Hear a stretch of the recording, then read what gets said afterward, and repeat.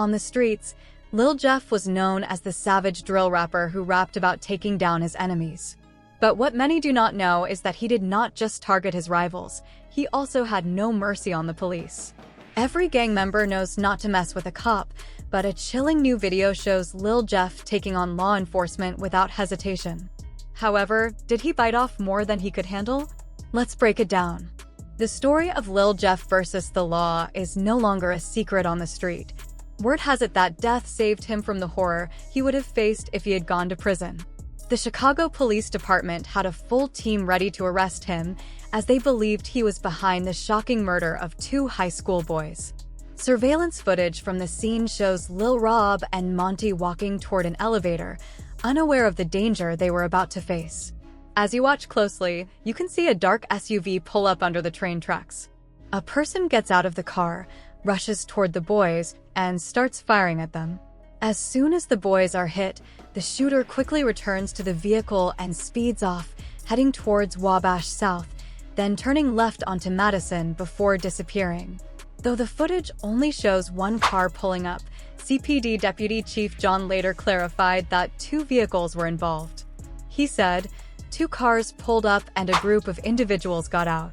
They fired multiple shots at the teenage boys. The 2 victims, 16-year-old Robert Boston and 17-year-old Montreal Williams, also known as Lil Rob and Monty, were rushed to Northwestern Memorial Hospital, where they sadly died from their injuries. Witnesses said the attack was quick and terrifying. Over 10 to 15 shots rang out, and in a flash, the shooters disappeared. A local shopkeeper, Muhammad Ashik, recalled the sound of the gunfire, describing it as similar to fireworks. It sounded like firecrackers, about 10 or 15 shots, he said.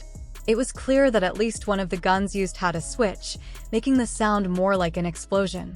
The aftermath of the shooting was emotional. People on the street were looking around in panic, some were crying, and others were in shock. One eyewitness, who was grazed by a bullet, spoke to reporters, showing them the hole in her coat. She said, "The bullet just passed through my arm, and I was so scared that it would hit me." The attack was described as an ambush. The Chicago Police Department quickly launched an investigation to find the reason behind the shooting and identify the suspects.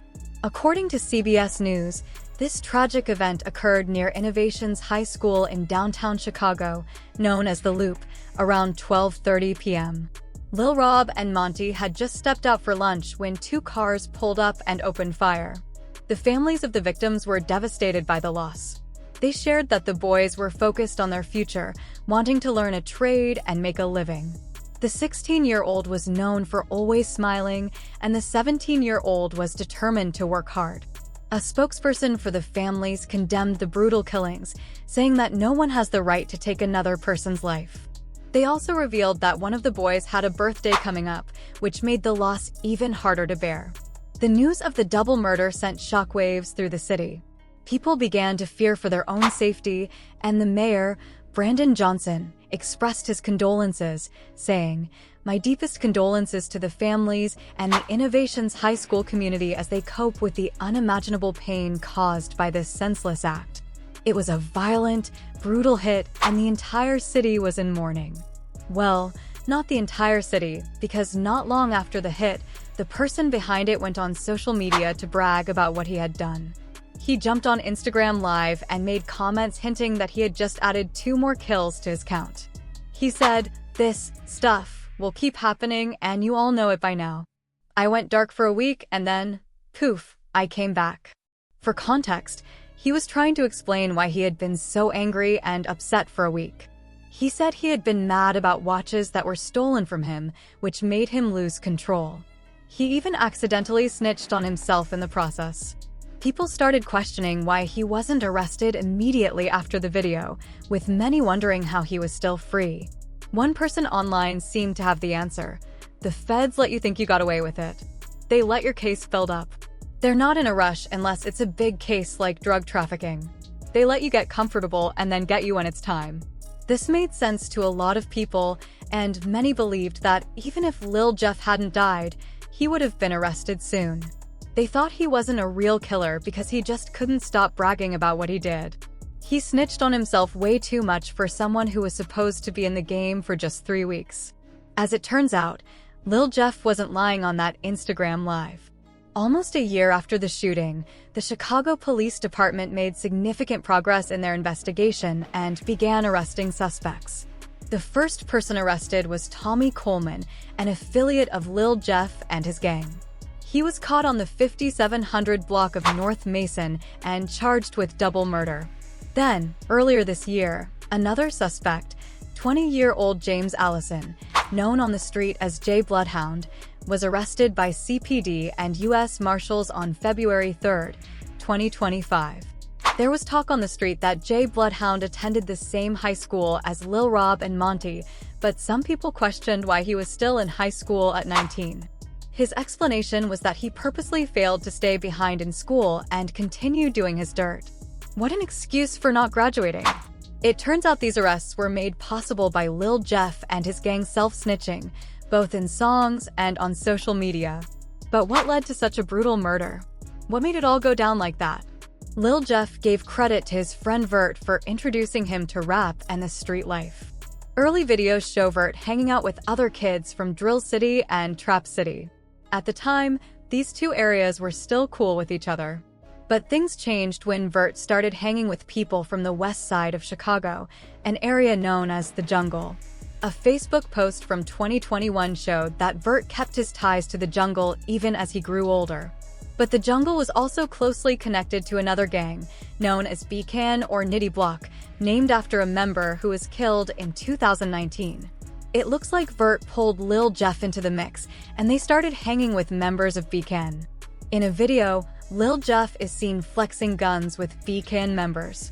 But this relationship didn't last long. 2 Beacon members allegedly backstabbed them, robbing Lil Jeff of his watches. This betrayal led to terror, and during one of his social media rants, Lil Jeff hinted at the reasons behind the killings of Lil Rob and Monty. He explained why they had to be taken out. The backstory? Lil Rob and Monty had allegedly robbed Lil Jeff of his jewelry, which was a huge disrespect. The 2 boys then started trolling and dissing Lil Jeff and his gang on the internet. They even bragged about the robbery and claimed the jewelry they got was fake. Lil Jeff responded on Instagram Live, claiming that no one took anything from him by force. He said the boys just grabbed his jewelry while he wasn't paying attention, but that it wasn't a real robbery. He went on to say, "I swear on my dead grandma's life that I'm telling the truth. No one took anything from me. I looked up all the way to the top of the staircase." Not long after, a YouTuber from the trenches would feature Monty and some Beacon members in his vlog. In the video, they proudly showed off the watches they had stolen and bragged about how they pulled off the operation. During the same vlog, Monty even got a FaceTime call from Bloodhound Lil Jeff. In the intense conversation, Monty started by asking Lil Jeff where is the J, meaning where his jewelry was. He then showed off the watch he had stolen from him. All the Beacon boys did in that vlog was disrespect Lil Jeff and troll the Bloodhound gang. It was January 26, 2024, and Monty, along with another Beacon member, was heading to Innovations High School in downtown Chicago. Little did they know, death awaited them there, and they would soon become just numbers on Lil Jeff's body count. But here's another question. What ultimately caused the rift between Drill City and Trap City, leading to such violence? For Bloodhound Lil Jeff, it all started with the tragic death of his cousin, Z Money, in early 2022. In 2022, a new sound and personality emerged in the Chicago drill scene, Bloodhound Lil Jeff. Although Lil Jeff credited his friend Vert for getting him into rap, it was his violent lyrics and gruesome music videos that gained him respect in the streets. Lil Jeff wanted everyone to know he was a gangster. He once rapped about how his mom would pray for him to come home safely, but he told her it was fine because he was the one doing the killing. However, when he realized how cold his lyrics were, he quickly changed his tune and said it was just music, just a joke. But that was not the point. What really mattered was that particular song was a tribute to his brother, J Boogie, who was locked up in jail. With J Boogie behind bars, Lil Jeff's cousin, Z Money, stepped up and became his protector in the streets. Z-Money helped with the dirty work and gave Lil Jeff the spotlight. However, in 2023, Lil Jeff and the entire Bloodhound gang faced one of their most devastating losses that would lead to the breakup between Trap City and Drill City. This loss was the death of Z-Money. On March 16, 2023, Z-Money tragically lost his life in a very mysterious and painful way. According to reports, Z-Money was sitting in his car on the 1300 block of East 79th Street near the intersection in Kimbar, in the Avalon Park neighborhood. A car approached him and started firing shots in his direction. Z-Money was rushed to the University of Chicago Medical Center, but he did not survive. The news of his death was a huge blow to Lil Jeff and the Bloodhounds. For Lil Jeff, Z-Money had always been there for him, protecting him after his brother went to jail. After the murder, Lil Jeff and his right-hand man, Q50, got tattoos in honor of Z-Money. In 2023, a non-profit news organization that covers gun violence, called The Trace, reported on Z-Money's death. They shared a heartbreaking story from Z-Money's mother. She said that she had received a call from his girlfriend informing her that Z-Money was dead. She called the Chicago Medical Center to confirm the news, but she had to go there herself. When she arrived, the doctor told her that her son had been dead on arrival. When she asked how many times he had been shot, the doctor replied, "We stopped counting at 29. Sadly, that day, Z-Money became one of the 4,000 people who were fatally shot in Chicago over the past 10 years, and whose killers still walked free. With so many homicides unsolved, countless families and friends are left wondering when justice will be served. Just when things seemed to be settling down, rumors about who killed Z-Money began to spread online. It was rumored that his old friends from Trap City had betrayed him. This revelation shocked everyone and led to the rise of a new street figure, Bloodhound Lil Jeff. It was like a transformation, and almost everyone noticed. The streets were shaken by Z-Money's death, but Lil Jeff became a monster in the streets, quickly earning the name Pistol Professor. As you may know, when Lil Jeff entered the street scene, his days were numbered. His death, caught on camera, marked a dramatic turn of events in the Chicago drill scene. Lil Jeff died doing what he did best, killing for the thrill of it.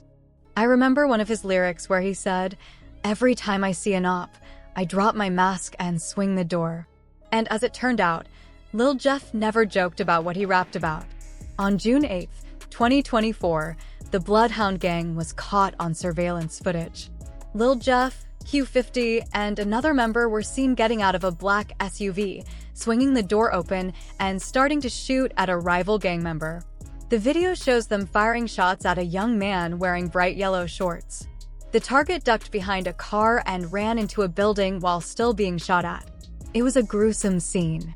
Lil Jeff, wearing a black Nike hoodie and gray joggers, could be seen chasing after the target. The target ran straight into his home, where he met his end. Word on the street is that once Lil Jeff saw him, he chased him down and shot at him without hesitation. For some reason, his friends stayed by the car, firing shots at a gray car while Lil Jeff went after the target. Once Lil Jeff hit the target, he chased him onto the porch, just like something out of a movie. But what happened next was a tragic turn. The rapper and killer, who had always imagined chasing an opponent into their home in his music, finally made it happen. But this would be the only time for Lil Jeff. Someone from inside the house shot back at Lil Jeff, sending him flying to the ground with bullets in him. There, lying lifeless, was Bloodhound Lil Jeff. Word was that the person who shot him emptied an entire magazine. In the same video, Q50 and another person from his gang can be seen rushing to the porch, trying to help Lil Jeff, but the shooter kept firing, forcing them to run for cover. As soon as Lil Jeff's death spread on social media, fans and fellow artists began to post tributes to honor the fallen figure. Lil Scum 89, a close friend of Lil Jeff, shared stories mourning his loss. "I love you. I'm going to be with you real soon," he wrote, adding, "Damn, bro, this doesn't feel real." Another artist and video creator, AMF Visuals, also shared a story with a picture of Lil Jeff and a heartbreak emoji. Lil Jeff and AMF Visuals had worked together on a music video titled earlier that year. I remember hearing the song for the first time and vibing to it.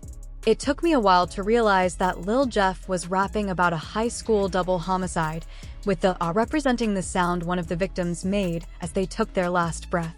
As expected, fans of drill music and other internet users had mixed reactions to Lil Jeff's death.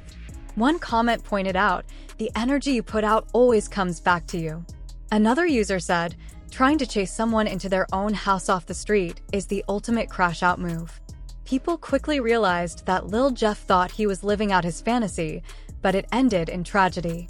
Some even compared Lil Jeff to King Von, considering them both icons of Chicago drill. People felt Von represented Chicago better than Jeff, though, because Von had spent more time in the streets, even going to jail for murder charges and surviving for over a decade in the war zones of Chicago. Von's story was different from Jeff's. While Lil Jeff had the streets talking, some fans believed he may have been more involved in street violence than even King Von. Lil Jeff had even posted a picture on Instagram showing off new tattoos on his neck, shaped like teardrops, each one representing a kill. He captioned it, "Go do the math if you know, you know." Damn, Chicago is not for everyone. Young dudes always acting like the police don't exist. He even made a comment about having more bodies than Bill Russell's championship rings, saying, "If I catch one more, I'm like Bill Russell. You know I really play ball." Rumors spread that Lil Jeff had killed 2 people in Milwaukee, where he was apparently respected for being paid to take them out. Some even said Lil Jeff's persona was inspired by Milwaukee's infamous serial killer, Jeffrey Dahmer. They jokingly called him Lil Jeff Dahmer of Chicago drill. It's sad to think that Lil Jeff ended up falling victim to the same violence he glorified in his music. The big question now is, who killed Lil Jeff? As soon as news of his death spread, the city of Chicago was flooded with trolling on Reddit. Many of the disses were aimed at the hood allegedly responsible for sending Lil Jeff to his grave. Some said, "Trap City is in danger forever now." While the trolling continued, others were focused on finding out who killed Lil Jeff. As expected, the members of Chirology, a subreddit dedicated to Chicago drill culture, didn't waste any time and identified the person responsible just 2 days after the shooting. After Bloodhound Lil Jeff's murder, people on Chirology started to say that the shooter was Trap City Rob. This belief grew because Trap City Rob, also known as Trap Rob, had been arrested multiple times at the apartment where the shots that killed Lil Jeff were fired. Soon, a photoshopped picture of Trap Rob holding a football award started to spread online, with many people joking that he was the Defensive Player of the Year. Around the same time, Rob's picture went viral with the caption, "Wanted" on June 16th. Less than a week after Lil Jeff's murder, Chirology posted another photo of Trap City Rob. Some people noticed that in this new picture, Rob was wearing a shirt that seemed to mock the way Lil Jeff had died. Looking back at the past, there was a time when Trap City Rob used to hang out with some members of the Bloodhound crew, as old photos showed Rob posing with Bloodhound Vert and another person. To clear things up, Trap City Rob, also known as Unc Rob, gave an interview in the hood to share his side of the story. Reddit users call him You Rob because he is older than Lil Jeff, who was part of the younger Gen Z group of Chicago rappers. Rob, who is more of a millennial, became known as Uncle Rob. In the interview, Rob was seen standing on the porch with his friends, Terror and OTF Black, keeping watch for any possible threats. Rob started the interview by denying the rumors that he was the one who killed Lil Jeff. "Bigger man, I don't even think you need no introduction at this point, my boy," he said. Rob wanted to set the record straight and make it clear that he wasn't involved in Lil Jeff's murder, especially since the investigation was still ongoing at the time.